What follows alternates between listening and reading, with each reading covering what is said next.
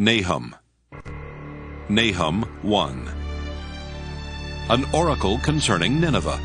The book of the vision of Nahum of Elkosh. A jealous and avenging God is the Lord. The Lord is avenging and wrathful. The Lord takes vengeance on his adversaries and rages against his enemies. The Lord is slow to anger, but great in power, and the Lord will by no means clear the guilty. His way is in whirlwind and storm, and the clouds are the dust of his feet. He rebukes the sea and makes it dry, and he dries up all the rivers. Bashan and Carmel wither, and the bloom of Lebanon fades. The mountains quake before him, and the hills melt. The earth heaves before him, the world and all who live in it. Who can stand before his indignation? Who can endure the heat of his anger? His wrath is poured out like fire, and by him the rocks are broken in pieces. The Lord is good, a stronghold in a day of trouble. He protects those who take refuge in him, even in a rushing flood. He will make a full end of his adversaries and will pursue his enemies into darkness.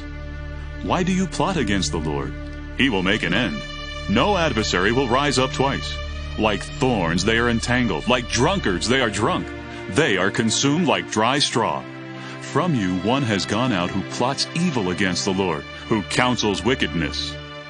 Thus says the Lord.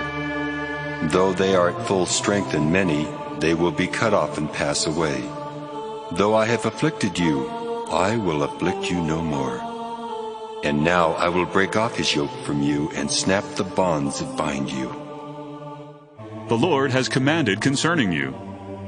Your name shall be perpetuated no longer. From the house of your gods I will cut off the carved image and the cast image. I will make your grave, for you are worthless. Look, on the mountains the feet of one who brings good tidings, who proclaims peace. Celebrate your festivals, O Judah. Fulfill your vows, for never again shall the wicked invade you. They are utterly cut off. Nahum 2. A shatterer has come up against you. Guard the ramparts. Watch the road. Gird your loins. Collect all your strength. For the Lord is restoring the majesty of Jacob, as well as the majesty of Israel, though ravagers have ravaged them and ruined their branches. The shields of his warriors are red. His soldiers are clothed in crimson. The metal on the chariots flashes on the day when he musters them. The chargers prance. The chariots race madly through the streets. They rush to and fro through the squares. Their appearance is like torches. They dart like lightning. He calls his officers. They stumble as they come forward. They hasten to the wall and the mantle it has set up. The river gates are opened. The palace trembles. It is decreed that the city be exiled. Its slave women led away, moaning like doves and beating their breasts. Nineveh is like a pool whose waters run away. Halt! Halt! But no one turns back. Plunder the silver! Plunder the gold! There is no end of treasure, an abundance of every precious thing! Devastation, desolation, and destruction.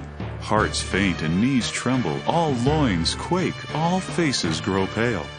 What became of the lion's den, the cave of the young lions, where the lion goes, and the lion's cubs, with no one to disturb them? The lion has torn enough for his whelps and strangled prey for his lionesses. He has filled his caves with prey and his dens with torn flesh. See, I am against you, says the Lord of hosts, and I will burn your chariots in smoke, and the sword shall devour your young lions. I will cut off your prey from the earth, and the voice of your messengers shall be heard no more. Nahum 3. Ah, city of bloodshed, utterly deceitful, full of booty, no end to the plunder. The crack of whip and rumble of wheel, galloping horse and bounding chariot, horsemen charging, flashing sword and glittering spear, piles of dead, heaps of corpses, dead bodies without end. They stumble over the bodies. Because of the countless debaucheries of the prostitute, gracefully alluring, mistress of sorcery, who enslaves nations through her debaucheries, and peoples through her sorcery. I am against you, says the Lord of hosts, and will lift up your skirts over your face, and I will let nations look on your nakedness and kingdoms on your shame. I will throw filth at you and treat you with contempt and make you a spectacle. Then all who see you will shrink from you and say, Nineveh is devastated. Who will bemoan her? Where shall I seek comforters for you? Are you better than Thebes that sat by the Nile, with water around her rampart a sea, water her wall? Ethiopia was her strength, Egypt too, and that without limit. Put and the Libyans were her helpers. Yet she became an exile, she went into captivity. Even her infants were dashed in pieces at the head of every street. Lots were cast for her nobles. All her dignitaries were bound in fetters. You also will be drunken. You will go into hiding. You will seek a refuge from the enemy. All your fortresses are like fig trees with first-ripe figs. If shaken, they fall into the mouth of the eater. Look at your troops. They are women in your midst. The gates of your land are wide open to your foes. Fire has devoured the bars of your gates.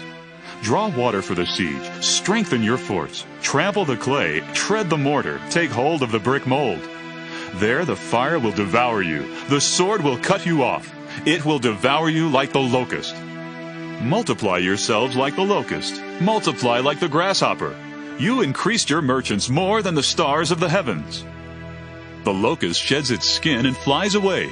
Your guards are like grasshoppers, your scribes like swarms of locusts settling on the fences on a cold day. When the sun rises, they fly away. No one knows where they have gone. Your shepherds are asleep, O king of Assyria. Your nobles slumber. Your people are scattered on the mountains with no one to gather them. There is no assuaging your hurt. Your wound is mortal. All who hear the news about you clap their hands over you. For who has ever escaped your endless cruelty?